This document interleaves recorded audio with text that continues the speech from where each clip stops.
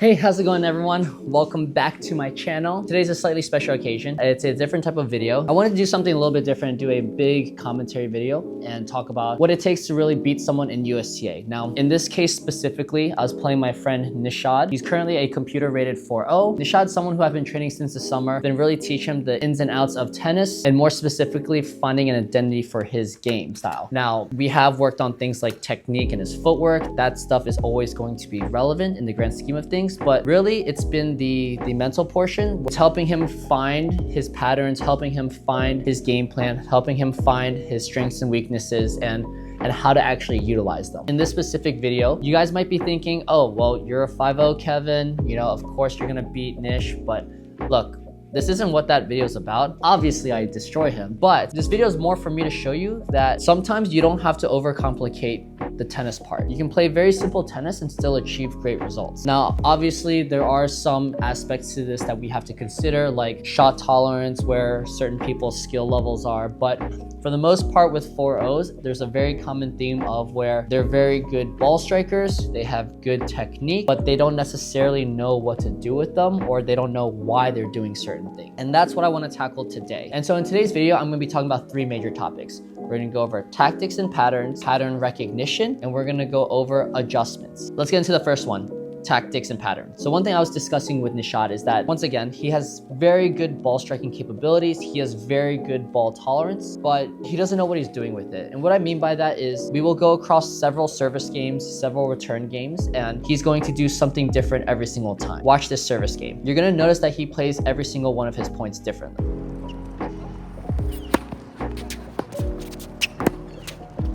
I'm gonna put balls in the court.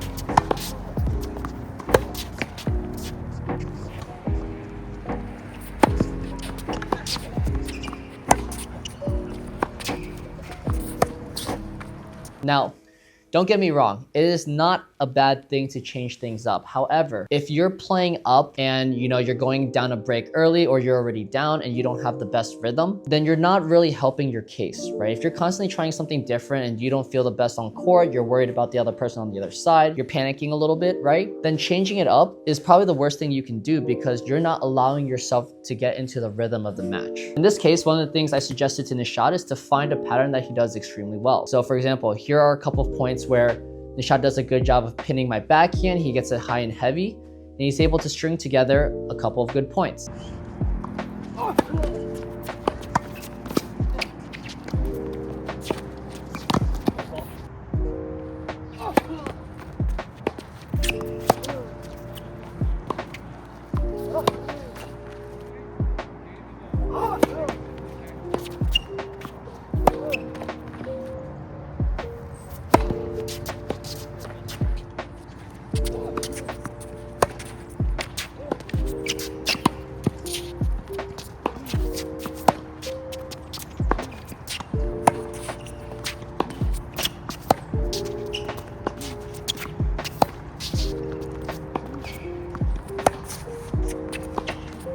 He's getting the same mistake from me. However, if you look at the scoreboard, this is how spread apart he's actually doing them. And this is where it comes down to actually building a pattern. What I'd like Nish to do is to be able to recognize this a lot sooner so he can start to implement these tactics into the match and help to build his rhythm sooner to help get a footing into the match sooner. The issue is he just lets things get way too far away from him, or he'll play a bad point and then he'll structure it well, right? But then once again, it just continuously negates each other. And then he's not building that rhythm he needs. If I were him, I would just be going high and heavy out to my backhand with every forehand that he gets. And one more thing about Nish's tactics is that you can kind of almost tell he doesn't really have any. It just kind of looks like he's trying to swing away. And there will be times where he gets himself in a bad position and then hits possibly one of the worst shots he could hit. He's not thinking about how to keep himself in the match, right? The best way I would explain this is have a specific type of shot you want to hit in a specific position on the court. And as you get better and more comfortable with that, the amount of shots you can hit should increase, right? Like for example, right now, if he's getting pulled out wide, he should be going high and heavy cross or high and heavy deep middle, right? Let's say deep middle for now. As he gets better, then he can maybe move that into a cross. As he starts to get better, if his feet are set, maybe he can go high heavy out to the backhand and get me out of position and just change the direction, right? You want to be able to know what you're trying to do in these pressure moments, because it's not like you can think about it. It's a lot of habit building and muscle memory training. But if you're going out to practice and you're just randomly swinging and then you're in a pressure situation, in a match situation, it's hard to feel any sort of rhythm. It's hard to feel good about it. And I'll give a couple examples right here. You'll see Nish play a couple of amazing points. But once again, throughout the entire course of a match, these were the only amazing points he played.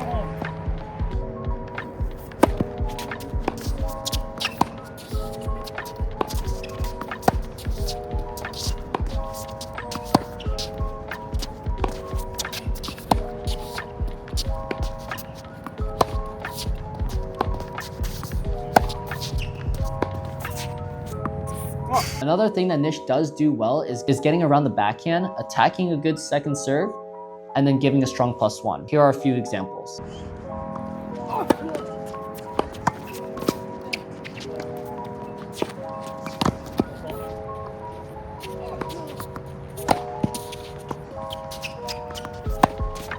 Once again, tactically great, except those few examples are the only examples that he has throughout the match, right? He has to have ideas on how to construct points within each game and within each set. The next topic I want to talk about is pattern recognition. Being able to understand what your opponent is doing. Trust me, a lot of these things are easier said than done. At this level, you should be able to focus on the other person. Like I said, if you're a 4-0 who hits a good quality ball and you know how to place it cross court, down line, middle, then you should be able to focus on what your opponent is trying to do. I say this because I obviously had my pattern set no matter what. What I did in the first set was always serving out to his backhand.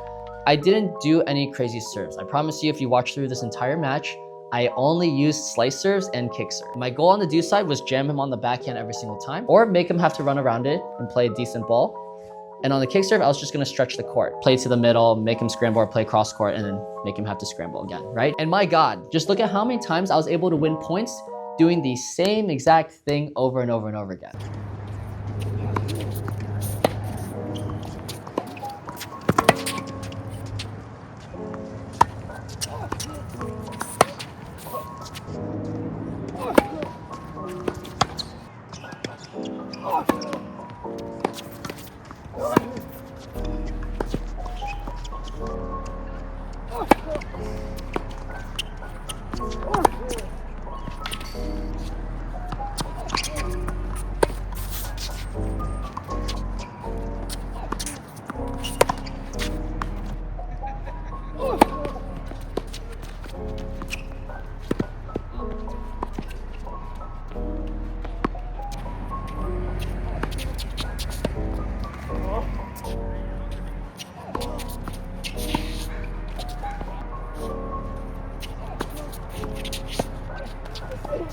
Now, I did a film review with Nishad over this match, and when he saw how many times I was able to do the same thing, he obviously felt extremely stupid. It was one of those things where he was just like, I didn't even think about what you were trying to do, so I couldn't even begin to think about making adjustments. What I was trying to explain to him was, if you're noticing that you're not even getting into neutral, you're not even getting to the points, then you are doing something wrong. If you're making unforced error after unforced error, there's a reason for it. Now, and I don't think these are necessarily forced errors, because once again, I was doing them over and over and over and over and over again, basically just to see if he was going to do anything about it. And the answer was no, he didn't do anything about it. Another tactic I was doing was on my return games, I was just going deep middle. Now, There were a couple times where once in a while I would stretch the court and things like that, but look, majority of the time on these points, whether I win or lose, I'm just going deep middle. I'm asking the question, are you going to get into the point with me?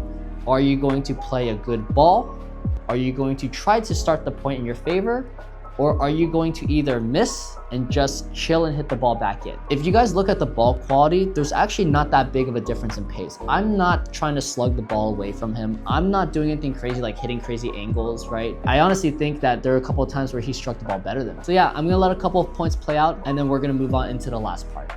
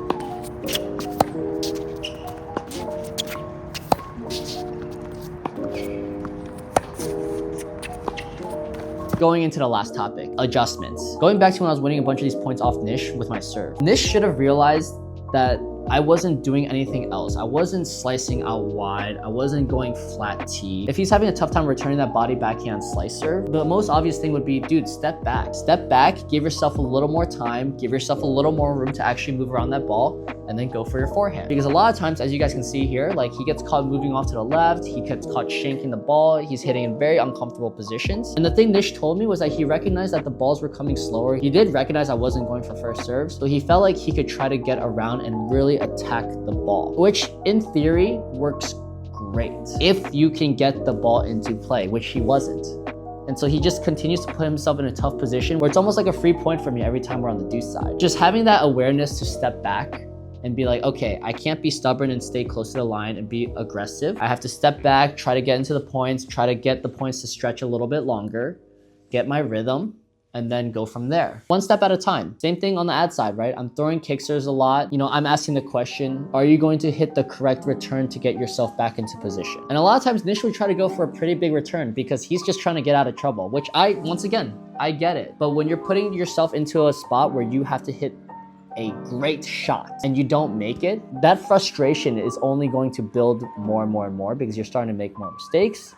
You're not letting yourself into the point, and you're not actually getting yourself out of trouble. You're just digging a bigger hole. One thing I want to talk about when it comes to making adjustments is not being afraid to make the wrong adjustments over and over and over and over again, right? Because if you make that change once and it doesn't work, that doesn't mean that it's not working. I just think it's very easy at this level for people to get very blindsided by one or two mistakes, especially if you're a 4-0 who plays doubles, right? Because you're playing half as many points as normal. There's kind of that pressure to be perfect when you're getting your racket on the ball. Truthfully, sometimes it's about just putting the ball in. A lot of these points that I'm showing you, I'm just kind of hitting the ball in over and over and over again. And just waiting to see if he's gonna do something or if he gives me a weak response. I don't do anything crazy. The biggest thing about playing at this level is being very, very aware of that. There are some 5-0 matches that I've won, and this isn't meant to be like a oh, look how good I am type of scenario. But I have played 5-0 matches where I've won cleanly like 3-3, and I've just hit the ball deep down the middle multiple times. I would just force them to try to spread their court, and then they would spray it and then create unforced error over and over and over again. Like, it happens across all levels except for when you're a professional, obviously. And I do want to give one honorable mention in terms of a tip: split stepping. Okay, especially as you get to a higher level and the ball quality is getting faster and faster, split stepping is super important. Here are a few examples of Nish's split steps, and as you can see, I'm making contact. Ball's already crossing over to his side of the net, and he hasn't landed yet. This puts him in an awkward position because he's just not going to get to that ball. Or he's gonna feel extremely rushed when it comes to trying to get to that ball and to play a quality ball back, right? So guys, when you are split stepping, please make sure you are landing as close to as when they're making contact as possible. If it's slightly later, that is okay. We don't want it to be slightly earlier because you don't want to be stuck to the ground, right? But if it's right when they're making contact and you're landing, or slightly after, that is okay. We want to give ourselves the most amount of time we can to react to the shots, especially as things get faster and faster and faster. But that is it for today's video. I know it's slightly different, but like I said, I wanted to do this, especially for Nish, because I think it's super important for him, and also to be able to help a lot of you guys, because a lot of you guys have reached out on tips at the 4.0, 4.5, 3.5 level. As always, if you guys don't follow me on Instagram, go give me a follow, and always feel free to DM me. I like to answer a lot of your questions and things like that. I try to help out as much as I can. Yeah, I'm sure there are a few things that I wanted to talk about that I missed in this video. But one thing I did want to mention is I have been doing a couple of these film reviews recently, I guess with a couple of subscribers and obviously like Nish and a few other adults that I work with. This is something that I actually want to try to do more of to connect with more of you across the country, maybe even across the world. So if you are interested in doing something like this and you have a recording of yourself that you want to go over, feel free to reach out to me at my email right here, or reach out to me via Instagram here. Basically what I'll do is I'll watch through the match, and then when we meet up, I'll be able to discuss and give feedback on what I see and what I think that you should work on. That's basically it. Yeah, I've never really done a self-plug, so that was a little bit tricky for me. Looking forward to hopefully meeting more of you and being able to connect with more of you. Like I said, if you guys enjoyed today's video, give it a thumbs up, leave a like down below, comment, subscribe, all that good stuff. And yeah, I'll see you guys in the next one. Peace.